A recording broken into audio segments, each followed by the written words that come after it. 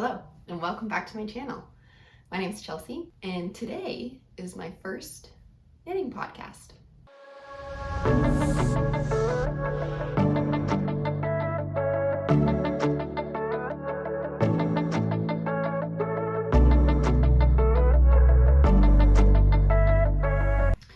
So I thought I'd start off my knitting podcast by talking about some of my finished objects and then maybe go into some of my works in progress and then a few of the patterns that I'm hoping to also get on some needles at some point this spring.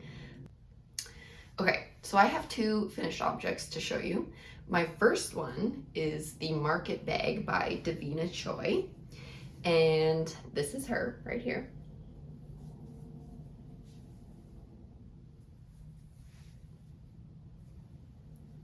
This bag was really fun to knit and was honestly the perfect bag to bring to Florida. I recently went to Florida at the beginning of April, and this was just a perfect beach bag, but also kind of doubled as a market bag. It was so cute. It really has stretched out since I made it. The handles originally were not this long. They were actually quite short and I was a little bit worried about it, but since putting stuff in here, it's stretched out really nicely and I'm just really happy with it. So I actually made this in Bernat cotton and it was in the color Jute. I really like the color that I chose. I thought it was just a perfect little, very neutral bag. So it's actually knit, the handles are knit in garter stitch, and then the bag itself is just a lacework pattern. But yeah, I'll put a few pictures of me using the bag on the side here. But yes, overall very happy with that one and would definitely make again. I had hoped to make all of the girls on the trip a bag, but I didn't have enough time. So I only ended up making one for myself. I used 3 skeins of Bernat cotton and I have another 3 left over, so I'm thinking about making another one maybe as like a gift for somebody or something. Okay, on to my second and my favorite finished project. I only have 2, but this one is my favorite. This is the Sailor Swift top by Kucho Vakika or Veronica Lindbergh. It is so cute. If you watched my first introductory video, you'll see me wearing it there. I honestly could not be more happy with this shirt. Like, I feel like this shirt is very me. I love the colors. I actually had posted on my Instagram like a little vote for what colors I wanted to do for this top. And I had put a mix of this green, a purple, or a pink. And I was going to pair either of those main colors with white, of course, just like I did here. And it was, the votes came in overwhelmingly for green, which honestly I am really happy about. I really like green, so I think it also looks really, green just in general, I like for me as a color because I think it kind of draws out the green in my eyes a little bit. So yeah, I'm really, really, really pleased with this top. I learned a lot of new techniques with it. You can see here on the edges it was an I-cord edging, so that was my first time ever doing I-cord. I love how finished the I-cord makes the project. It kind of almost makes it have like a bit of a store-bought feel. And I also really love how well it kind of just lets the shirt lie on your body. Yeah, just really, really overall love an I-cord, although they are tedious to make. So basically I knit this with Juniper Moon Farm Zoe, and I knit it in the color, the main color green here was Virescent, and then the white strand was Sea Salt. That yarn is a mix of cotton and linen. I think it's 60% cotton and 40% linen. I'll double check that and put it on the screen here if it's different, but I'm pretty sure that's the case. So I had originally been kind of concerned about this shirt before I blocked it because I didn't realize that the yarn had a bit of a thick and thinning look to it. So in certain sections, basically like where two pieces of thin section would come together and two pieces of thick section would come together, it kind of gave it a bit of a, almost like it looked like my tension wasn't correct, but it wasn't my tension, it was just literally the yarn. So I was kind of concerned about that when I originally made the shirt, but since blocking it, the stitches have relaxed really nicely. So I'm very pleased with it. I love the way that it looks. I love the way that it feels. It has a really nice drape to it. Like, I don't know if you can see.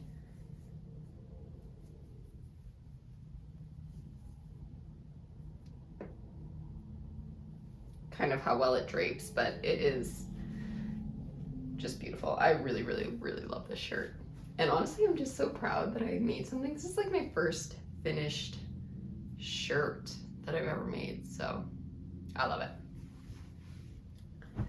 I would totally recommend. I honestly would also recommend the yarn, even though you may be a little bit concerned about it originally. Before you block it, it does block out really nicely. So now for my first work in progress. This is, this is my Cinema Sweater by Kika. And honestly, this one has been, I don't even know what to say. Like, I love the way that it's turning out, but it had been a bit of lots of issues here for me. Okay, so I'm almost done the second sleeve here. This is still in progress. I am not done the body. I still have a couple of rows left to do here, plus the finishing bottom. And my other sleeve here is finished. It's a little bit short, I think, right now, but I'm hoping with blocking I'll be able to stretch that out a bit. So just overall comments on this sweater. I really love the way that it looks in the pattern, and I love the way, like, it's very oversized, so it's kind of more of a relaxed sweater, which I was hoping for. This is actually the first thing I had cast on. I cast this on before my Sailor Swift top. Yeah, this is the first thing that I ever cast on, so I had to do a bit of learning as well. I'd never done any kind of shaping, but this top has German short row shaping on the back, which I love. Like, I just love the way that it looks. It looks very professional, and I feel like mine turned out really nicely, but I had to restart this sweater like probably 10 times because, first of all, there's a double folded collar. So this is double folded. I don't know why I had such a hard time casting this on. Oh yeah, and also there was a different kind of cast on technique. I think it was like a German stretchy cast on of some kind. I don't know, it's like a variation on the long tail cast on, but it's more stretchy, I think. I had to restart this like 10 times. But once I got there, I was very happy with it. I love the raglan seams on this. I think it's so pretty. So yeah, that's just construction-wise, had to do a bit of learning for some new techniques. Fine. The second problem was that I had actually originally bought this yarn, which is Life in the Long Grass in the color USC? I'm not sure how to pronounce it, but anyways, it's Life in the Long Grass. It's 100% merino wool and it's hand dyed, so it's actually quite expensive. But I had originally bought it to do a colorwork sweater, but then I was thinking, why would I start with a colorwork sweater when I've never even knit a regular sweater? So I decided to go with something a little bit easier and just knit a straight colored sweater. But then I decided, okay, I think I would want to have some mohair in there. So I bought 3 skeins of mohair from the local yarn shop in my town. I don't know that it was the nicest mohair. Like, first of all, don't know if you can see this very well on camera, but the first bit that I used, beautiful mohair, loved that. Then the second one was way fluffier and honestly kind of a different color. So it doesn't even feel very nice. Like, it feels like it's gonna be very scratchy. Anyways, then I transitioned over to a different mohair, a third mohair, Sandnes Garn mohair that I bought from Wet Coast Wools in Vancouver. So yeah, I mean, like, honestly, because there's a lot of variegation in the my like merino wool, because it's hand dyed, I don't think that it'll be that noticeable, but that was just another struggle that I had with this sweater. So this is definitely a labor of love. I'm gonna keep going with it. I'm gonna finish it. Oh yeah, and then the other thing is, the reason why it's still a work in progress is because I ran out of mohair. So now I have to order more in from Vancouver, but I don't want to just order mohair because the shipping's like $16. So I have to wait until I need more yarn. So anyways, this might be on hold until fall. I was really hoping I could wear it in the summer, or not in the summer, in the spring, because we do have a very late spring here. Like, basically you could probably get away with sweaters like this until June, especially once you get into the Alpine, it's quite cold. But we'll see, just kind of depends. I have a lot of other projects that I have yarn currently for that I want to get started, so I'm not anticipating buying any yarn soon, so this is probably gonna have to be on hold until the fall. Coffee break.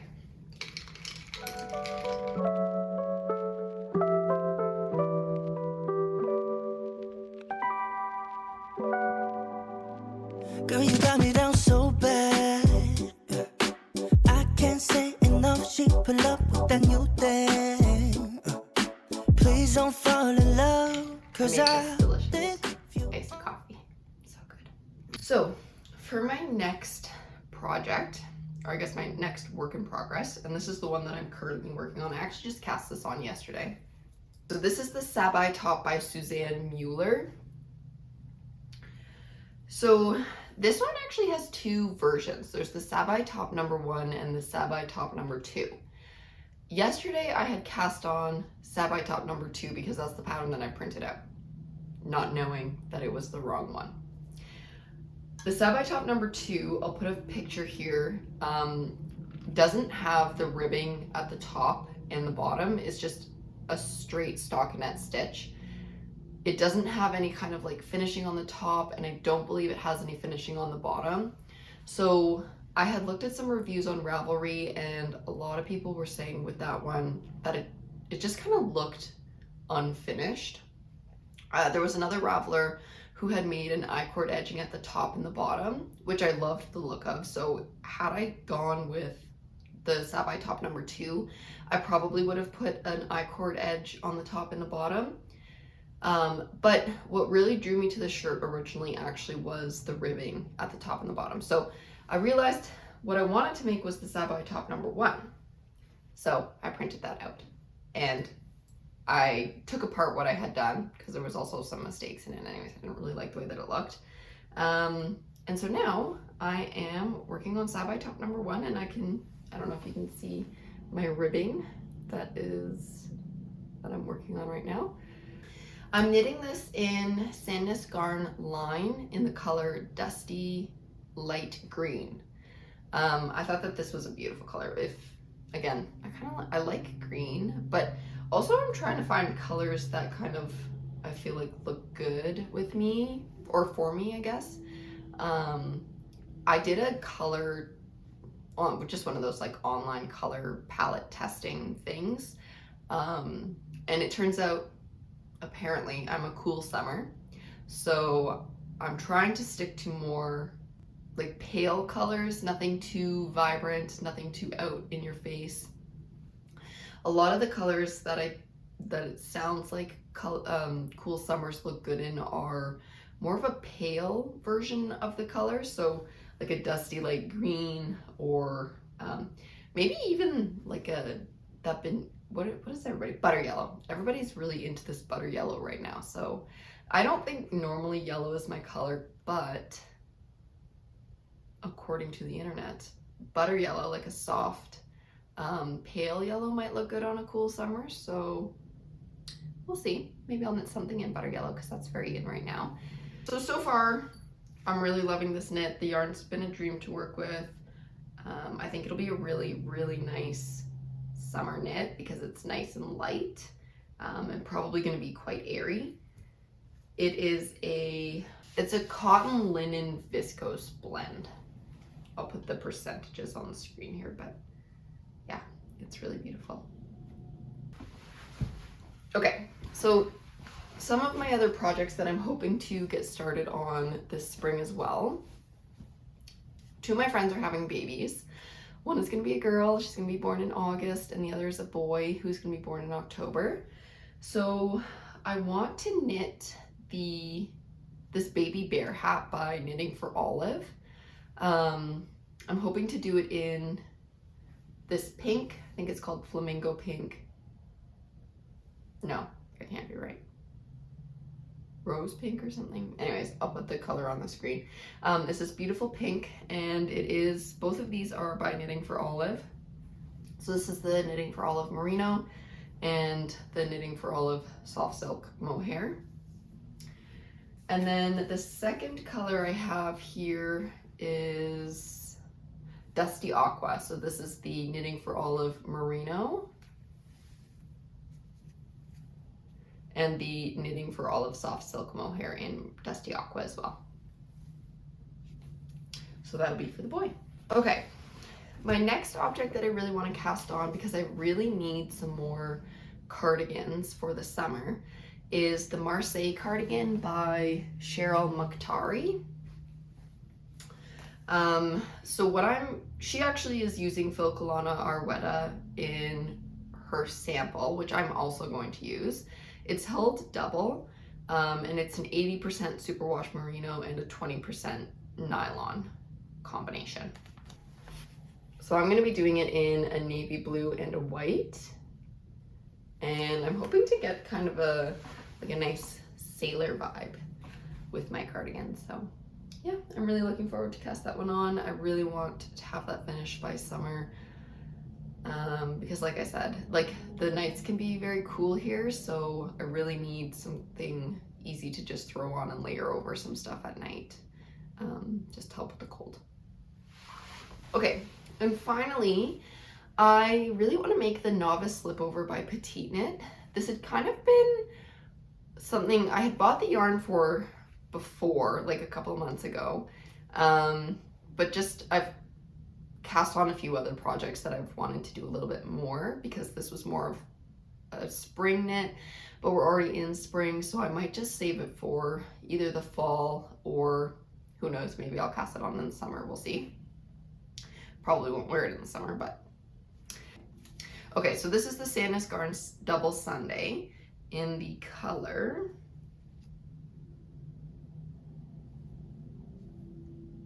well, it's color number 2351. I don't know the name of the color, but it's like a really beautiful brown. And then I'm actually going to be holding it with Knitting for Olive Soft Silk Mohair in the color Dusty Moose.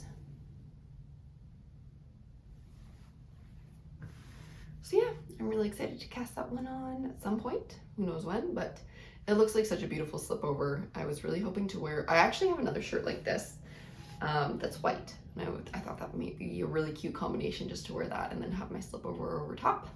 So yeah, that's kind of what I have in store for my knitting projects.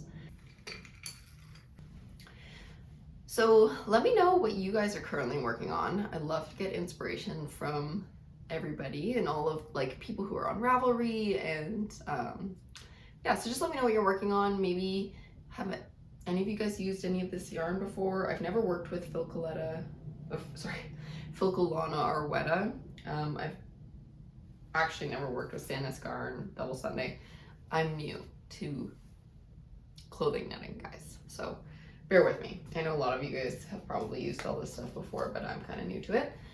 But yeah, I'm really looking forward to it. Let me know what you guys are working on in the comments, And thank you so much for watching this video. If you've made it all the way to the end, thank you. Please maybe consider subscribing if you are enjoying this content, and I'll see you next time. Thank you so much.